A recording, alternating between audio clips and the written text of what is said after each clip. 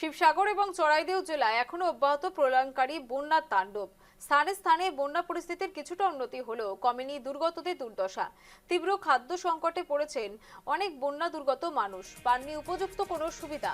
SDRF বা NDRF বাহিনীর কোনো সাহায্য না পেয়ে সেখানে দেখা যাচ্ছে যে অসুস্থ মাকে বন্যার জলের মধ্যে নিয়েই নিরাপদ স্থানে সরিয়ে নিয়ে যেতে বাধ্য হওয়ার মতো পরিস্থিতির সৃষ্টি হয়েছে শিবসাগরে। বেসরকারি সংস্থা এবং কিছু মানুষ ব্যক্তিগতভাবে খাদ্য সামগ্রী বিতরণ করলেও তা পর্যাপ্ত নয় বলে জানিয়েছেন তারা। জাতীয় সড়কে না ঘুমিয়ে সেখানে অনাহারে দিন কাটাচ্ছেন বন্যায় জর্জরিত বহু মানুষ। যেমন কেন্দ্রের অন্তর্গত পঞ্জাল, গৌরবনগর, বিষ্ণুনগর, জেংনিকটিয়া, নাওজান গ্রাম সহ বৃহত্তর যে সমস্ত এলাকাগুলো রয়েছে মৌজার বহু গ্রামে এখনো পর্যন্ত জল আটকে রয়েছে। আজ ব্রহ্মপুত্রের জলস্তর কিছুটা নেমে যাওয়ায় শিবসাগরের বন্যা পরিস্থিতি কিছুটা উন্নতি হওয়ায় আশা প্রকাশ করছে স্থানীয়রা।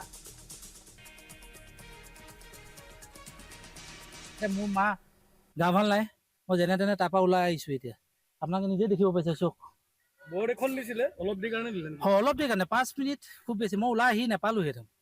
কাৰণ মাকটো মই এনি টাইম ওলোৱা সোমোৱা কৰি থ'ব নোৱাৰোঁ। যিটো পানী আপোনাৰ কঁকাল পাৰ হৈ গৈছে, ইমান পানী। এতিয়া এইটো পানী এতিয়া আপোনাৰ খাবলৈ পানী নাই, ইমান হৈছে, ষ্টক নাই। আৰু পুৱাই আপোনাৰ 2-3টা কেছ পাইছে, নোপোৱা নাই। এতিয়া যোনখিনি আপোনাৰ বাইপাছত আছে কেৱল তেওঁলোকেহে পাইছে। মধ্যভোগী আছে, তেওঁলোকে আমাক যিখিনি বানাক্ৰান্ত ৰাইজ আছে তেওঁলোকৰ ঘৰে ঘৰে বস্তুখিনি দিব লাগে। আৰু সেইদিনাখন যেতিয়া আমাৰ চিফ মিনিষ্টাৰ আহিছিলে তেখেতেও কৈছিলে যে বানাক্ৰান্তসকলে পাব লাগে। এইটো কথা একচুৱেলি আমাৰ বানাক্ৰান্তসকলে অৱগত হ'ব লাগিব যে এটা এনাউন্সমেণ্ট কৰাৰ ব্যৱস্থা থাকিব লাগিব যে আমুকতে বস্তুখিনি দি আছো, আপোনালোকে লৈ যাওক।